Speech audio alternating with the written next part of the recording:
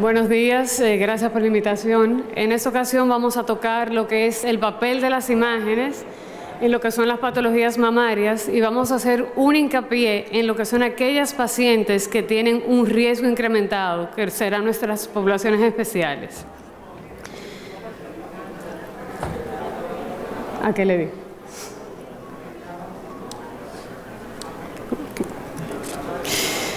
Vamos a tocar durante nuestra conferencia lo que es las técnicas de imágenes y su utilidad en aquellos pacientes que tienen alto riesgo y alta densidad mamaria. Hablaremos de las pacientes embarazadas y el carcinoma asociado al embarazo y además tocaremos un poco lo que es el paciente masculino y cuáles son las imágenes y qué papel juega en ellas. Vamos a definir... Perdón, que creo que me volé una. Todos sabemos realmente que el cáncer de mama va a constituir una patología muy importante en la mujer. Aproximadamente 12.5% de estas, si logran vivir hasta los 90 años, podrá padecer de cáncer de mama. Vamos a definir el paciente que vamos a tocar, que es el paciente con riesgo incrementado. Esta paciente será aquella que por sus comorbilidades personales y familiares van a presentar un riesgo mayor que la población general para padecer de esta enfermedad. Y el riesgo incrementado lo vamos a dividir en alto y moderado. Yo le estoy dando una vez, me van a perdonar, ya, sí, ya. Aquí me voy, ahí sí, ahí está, ya vi. Este para atrás. Y ahí te enlazo. Ok, perfecto, gracias. Eso le tocaba ayer. El riesgo incrementado alto lo tendrá en aquellas pacientes con antecedentes personales de cáncer de mama, hiperplasia atípica, sea in situ, cáncer de ovario. Serán aquellas pacientes que tengan 2 o más familiares con diagnóstico de cáncer de mama antes de los 50 años. Serán aquellas que tienen 3 o más parientes dentro de la misma rama familiar que tengan cáncer de mama, también aquellas que presenten mutaciones BRCA1 y BRCA2 y que posean otros síndromes como son Li-Fraumeni, síndrome de Lynch o haber recibido radiación torácica por linfoma de Hodgkin antes de los 21 años. El riesgo incrementado moderado es otro grupo de pacientes de alto riesgo. Estas van a necesitar 2 parientes que hayan padecido cáncer de mama antes de los 50 años, tener algún familiar con cáncer de ovario antes de los 35 años o tener algún familiar con cáncer de mama antes de los 35 años y cáncer de ovario antes de los 49 años. Tener un familiar con cáncer de mama bilateral o tener un familiar varón que haya padecido cáncer de mama. Para nuestro protocolo de alto riesgo, vamos a definir el alto riesgo como aquellos pacientes que ya dije anteriormente, tienen una mayor predisposición de padecer la enfermedad cuando se compara con la población general. De ahí lo importante que ustedes manejen lo que es su historia clínica y asignen el riesgo independiente para aquellas pacientes. El protocolo será similar en mamografía anual. Tendremos sonomamografía anual o semestral, pero en este grupo de alto riesgo vamos a introducir lo que es la resonancia magnética anual como método de tamizaje. Un paciente con riesgo incrementado que debemos tocar es aquel paciente que haya sufrido el linfoma de Hodgkin, ya que haber recibido radioterapia de manto antes de la pubertad sobre el tórax va a elevar el riesgo de esta paciente aproximadamente 4 veces y además este riesgo estará elevado por los próximos 20 a 30 años. En este ejemplo que les voy a poner es una femenina de 33 años con antecedentes de linfoma de Hodgkin, radiación torácica, se presenta con una imagen nodular asociada a microcalcificaciones. Esta imagen se va a valorar de igual manera con cortes de tomosíntesis, observándose una imagen nodular, alta densidad mamográfica, se asocia a microcalcificaciones. Siempre que vemos una imagen por mamografía, intentamos localizarla en sonografía, ya que la podemos biopsiar y manejar en tiempo real y es más cómodo. Esta es su imagen sonográfica del nódulo con microcalcificaciones. Luego colocamos un clip luego de la biopsia para un diagnóstico en una paciente con antecedentes de linfoma de Hodgkin de un CA ductal infiltrante. Otro grupo de pacientes a tomar en cuenta son aquellos con mutaciones BRCA1 o BRCA2. Tendremos un manejo diferente. A partir de los 18 años le daremos a conocer a la paciente cuál es su patología y cuáles son sus riesgos. A partir de los 25 años, esta paciente recibirá examen físico anual o semestral. A partir de los 25 y 29 años, iniciaremos por densidad mamaria con resonancia de mamas. Si no hay resonancia de mamas a su disposición, vamos a utilizar mamografía, sonografía. El asunto es que esta paciente sea estudiada. Y a partir de los 30 años, pues sí, comenzará con mamografía anual o semestral y resonancia anual o semestral o intercalada. El siguiente ejemplo es una femenina de 34 años que presentaba mutación BRCA1. Se realiza mamografía screening, se observa una mama densa. Esta no presentaba ninguna anormalidad, por lo tanto sería una mamografía negativa o normal. Sin embargo, al realizar la resonancia de tamizaje se observa una lesión nodular, que es la que está señalada por flecha, hipercaptante, que no se visualizó durante la mamografía y que fue biopsiada para un diagnóstico de un carcinoma ductal infiltrante. De ahí la importancia de utilizar en este tipo de paciente todas las modalidades diagnósticas. El screening con mamografía de alto riesgo, ¿cuándo lo vamos a iniciar? Lo vamos a iniciar 10 años antes de la edad que tenía el familiar cuando fue diagnosticado con cáncer de mama. Si nuestra paciente, su madre, tuvo cáncer de mama a los 40 años, el estudio de la paciente nuestra va a iniciar a los 30 años. Y así sucesivamente vamos a ir bajando. ¿Cómo debe iniciar? Con mamografía. Pero si es muy joven, podemos iniciar con sonomamografía, ya que la densidad va a afectar un poco la valoración de esta mama. La mamografía tenemos que saber que es el único método aprobado para la detección precoz del cáncer de mama y que lo puede detectar de 1 a 4 años antes de que éste se manifieste clínicamente. En este caso, una paciente de alto riesgo que se realiza mamografía a 26 años, tiene una masa palpable en el cuadrante superior externo de la mama derecha. En la imagen señalada en un círculo vemos un área de aumento de la densidad, la cual fue valorada mediante cortes de tomosíntesis, visualizándose lesión nodular densa, mal delimitada. Siempre les insisto, sonografía para fines de abordaje, visualizándose aguja dentro de la lesión y un diagnóstico de un CA ductal infiltrante en mama derecha. Esa paciente, por su densidad y comorbilidad, pasó a resonancia de mamas, donde vemos no solamente la lesión biopsiada y su extensión, sino que delimitamos lesiones satélites asociadas a la misma. El tamizaje en el tejido mamario denso, debemos saber primero qué es la densidad mamaria, que lo van a ver ustedes mucho en los reportes. La densidad mamaria es la relación que hay entre el tejido glandular, que es radiopaco o blanco, y el tejido graso, que es radiolúcido o negro. El riesgo relativo de cáncer de mama, o sea, sobre la población general, para una mujer con una mama heterogéneamente densa es de 2.92 veces superior a la población normal. Pero si la mama es heteromarcadamente densa, su riesgo subirá a 4.64 veces sobre la población normal. En este ejemplo vemos lo que es la densidad mamaria. La primera imagen es una mama grasa totalmente radiolúcida. En la segunda y tercera imágenes hay mayor cantidad de tejido glandular. Sin embargo, la última imagen, marcadamente densa, está compuesta prácticamente por tejido glandular totalmente. ¿Qué va a hacer que una mama densa, cómo va a afectar la mamografía? De dos maneras. La primera es que va a enmascarar lesiones, no las vamos a ver. Y la segunda es que la mama densa va a constituir por sí mismo un factor de riesgo para cáncer de mama, como dije en la diapositiva anterior. En una mama densa, la sensibilidad de la mamografía va a disminuir de un 80-89% en una mama grasa hasta un 65% en una mama densa, lo que nos va a hacer pensar si vamos a utilizar la sonografía como método de tamizaje. ¿Qué pasa con la sonomamografía? La sonomamografía va a tener un aumento en la sensibilidad para el diagnóstico de patologías en mamas densas. Sin embargo, debido a que es un estudio muy operador dependiente, vamos a tener una alta tasa de falsos positivos y falsos negativos también. En este caso vamos a ver una paciente que tenía una masa palpable, señalada por ese triángulo. Esta masa palpable no tuvo traducción en la mamografía, es una mamografía reportadora normal. Sin embargo, hacemos sonomamografía con la intención de localizar esta imagen y vamos a ver que en realidad existía una formación nodular hipocogénica más alta que mancha y con características sospechosas, lo que ameritó biopsia.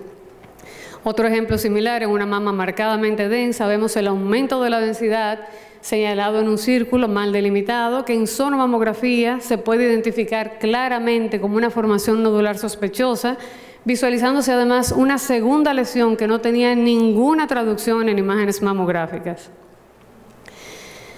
Para ayudar a aumentar la sensibilidad de la mamografía, en el 2011 la FDA aprobó el uso de la tomosíntesis.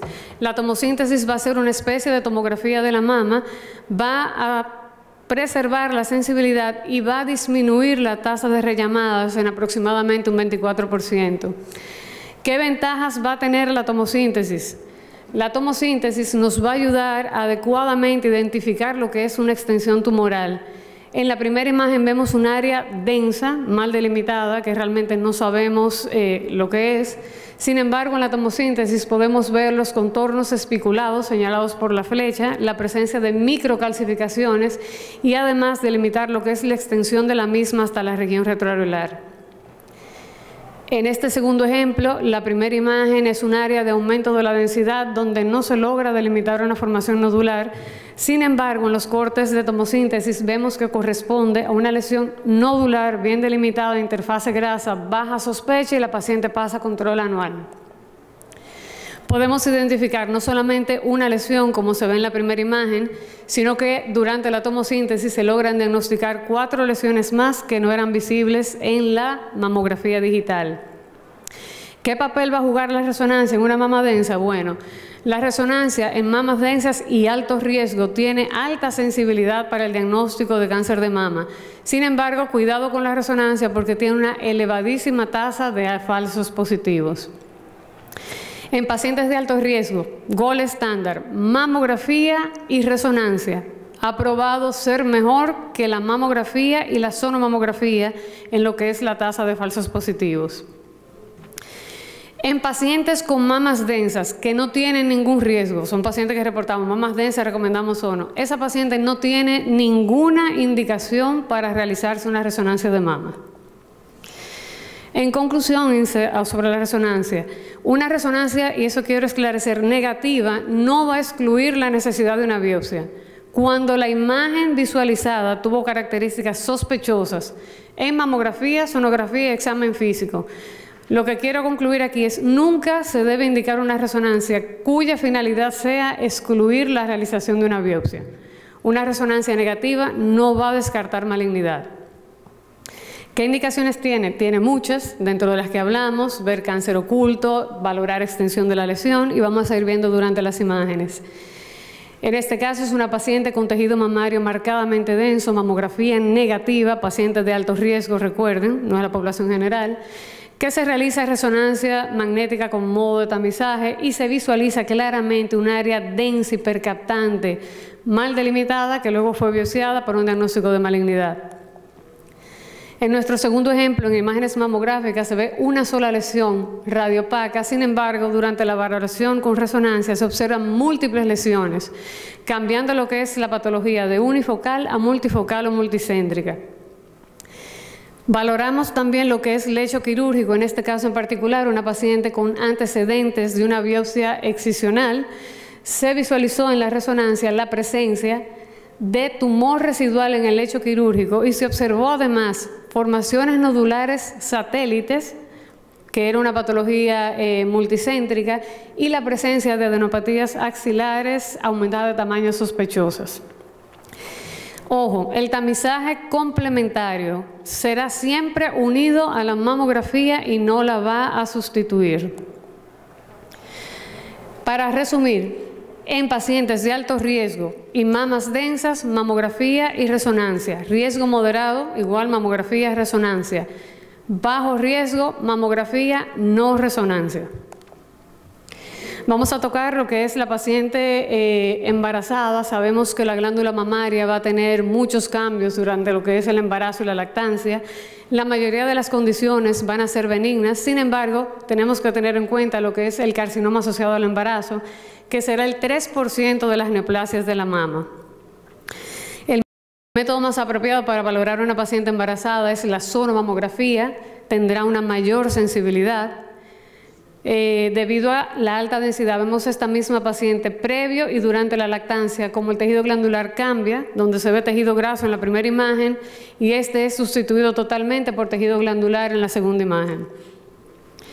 La mamografía, aunque su uso es controversial, debemos indicarla, ya que será la única capaz de detectar asimetrías y microcalcificaciones que nunca se van a ver en una sola mamografía.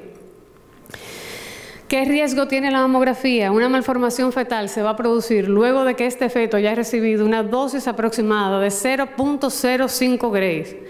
Una mamografía digital con protección abdominal va a aportar solamente 0.04 Grays, lo que sería un riesgo nulo para el feto, por lo que si hay necesidad se debe indicar.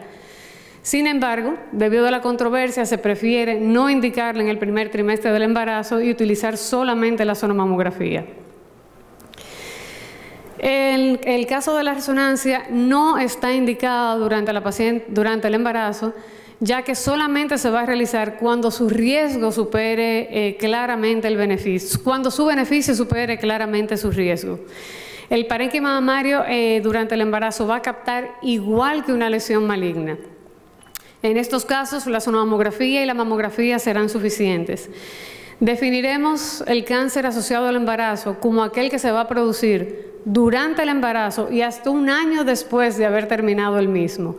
Va a suceder en una de cada 3.000 a 10.000 mujeres para un 3% de las malignidades. ¿Qué pasa con este cáncer? Va a ser una condición realmente dramática porque va a afectar a la madre y va a afectar también al feto.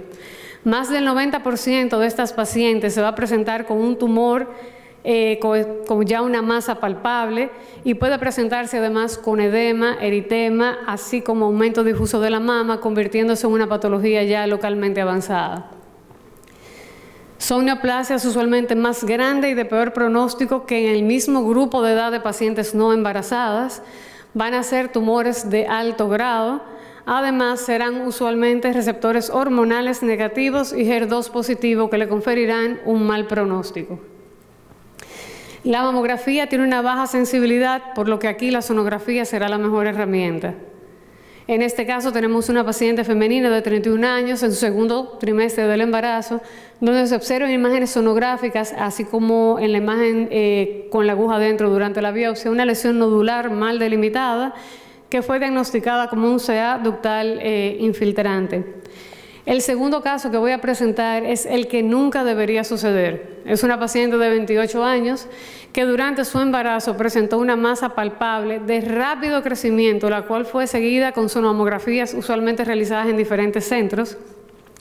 Esta paciente nunca fue biopsiada durante el embarazo y aquí vamos a ver luego de su desembarazo lo que fueron sus imágenes de resonancia y tras su diagnóstico de malignidad. La mama totalmente aumentada de tamaño, ocupada por una gran lesión, un carcinoma ductal infiltrante. Esa lesión aumentó el volumen de la mama y no solamente tenía esta gran lesión, sino que también tenía lesiones nodulares satélites y adenopatías axilares. Con esto les quiero dejar claro que ante una lesión nodular en una paciente embarazada nunca debe retrasarse la biopsia.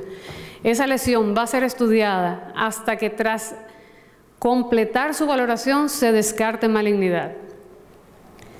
Las pacientes embarazadas con mutación son un grupo aparte. Estas van a recibir una valoración por examen físico, imágenes completas antes del embarazo y luego de desembarazarse. Trataremos un poco lo que es la enfermedad en pacientes masculinos. Sabemos que desde el punto de vista de imágenes, la mama masculina se va a valorar de igual manera que la mama femenina. La mama masculina va a estar compuesta normalmente de tejido graso, lo vamos a ver radiolúcido, aunque puede haber mínima cantidad de tejido glandular. De esta misma manera se verá en sonomamografía. Pero todos conocemos la enfermedad benigna más común, que es la ginecomastia. La ginecomastia es el aumento del volumen mamario a expensas de tejido glandular, que puede ser de tipo nodular, localizado en región retroareolar, puede ser de tipo dendrítico, de igual manera retroareolar, o puede ser bilateral y difuso, que la hace indistinguible en imágenes mamográficas de una mama femenina. En lo que es la ginecomastia nodular, en sonomamografía, que es la primera imagen, vamos a ver una área hipoecogénica que usualmente se localiza detrás del pezón. Esta imagen La vemos muchas veces reportada como una formación nodular, pero no debe confundirse. Vamos a ver que no va a invadir el tejido glandular que la rodea. En la segunda imagen, que es una ginecomastia difusa, pues el tejido glandular pasa de hipoecogénico a ser hiperecogénico, similar a una sonografía en una mama femenina. Comparando lo que es una ginecomastia verdadera, donde vemos tejido glandular y aumento de volumen mamario, a lo que es una pseudoginecomastia, que es aquel paciente que va por aumento del volumen del tejido glandular, pero que no tiene del volumen mamario, pero que no es a expensas de tejido glandular, sino una pseudoginecomastia. El cáncer de mama en pacientes masculinos lo tenemos que tomar en cuenta. Este va a ser valorado con las mismas técnicas de imagen que la paciente femenina y lamentablemente su diagnóstico usualmente se realiza tarde porque el paciente masculino no sabe dónde ir a buscar ayuda. En este caso vamos a ver una lesión nodular en un paciente masculino que tiene realmente, si la miran y la comparan con la ginecomastia, va a ser una lesión hipoecogénica bien delimitada, la cual se logra visualizar que invade el tejido que la rodea. Igualmente la biopsiamos y de similar manera la vamos a valorar con resonancia. Vemos en la imagen que tiene la flecha como hay una área de captación intensa en la región retroalveolar. Esta área de captación corresponde a la anoplasia y es más marcada en imágenes volumétricas cuando se compara con la mama contralateral. Si tenemos cualquier imagen sospechosa, nosotros vamos a utilizar lo que son las biopsias percutáneas, que han venido a sustituir lo que es la biopsia quirúrgica abierta. La podemos hacer por mamografía, sonografía, resonancia. En este casito voy a integrar unos cuantos de los métodos de imagen, ya casi terminando. Esta es una paciente con una lesión hiperdensa o radiopaca en la mama de pequeño tamaño, menor de 1 centímetro, que siempre tratamos de biopsiar por sonomamografía para un diagnóstico de un CA ductal moderadamente diferenciado e infiltrante. Tras su valoración, esta paciente pasó a una extirpación quirúrgica previo marcaje. El marcaje es colocar un alambre guía dentro de la lesión para que el médico la pueda localizar, sobre todo cuando la lesión no es palpable. En esta imagen vemos lo que es la extirpación de la pieza quirúrgica y se debe preservar dentro de este bloque quirúrgico lo que es el arpón, que luego deberá ser enviado de nuevo a mamografía o a rayos X para confirmar que dentro del área quirúrgica esté no solamente el arpón, sino la lesión y confirmar que en este bloque se extirpó la misma. Siempre que tenemos una imagen sospechosa, el algoritmo será similar. Si hay sospecha, la lesión va a ser caracterizada histológicamente mediante biopsia percutánea. Si es positiva, vamos a valorar lo que son los nódulos linfáticos axilares y supraclaviculares. Si alguno de ellos es sospechoso, lo vamos a biopsiar. Si hay indicación, a esta paciente se le podrá realizar resonancia de mamas. Si en la resonancia hay un hallazgo sospechoso, esta pasará de nuevo a biopsia del hallazgo. Y si no hay hallazgo sospechoso, la paciente pasará a lo que es el manejo multidisciplinario para su tratamiento. En conclusión, las imágenes van a jugar un papel muy importante en lo que es el manejo multidisciplinario del cáncer de mama. Lo que les quiero dejar en conclusión a todos es que vamos a establecer, sobre todo que les corresponde a ustedes, cuál es el riesgo de cada paciente. Vamos a individualizarlo y vamos a valernos de las herramientas de imágenes adecuadas para cada grupo de riesgo. Y de esta manera lograr un diagnóstico oportuno y salvar la vida de la paciente, que es lo más importante. Muchas gracias.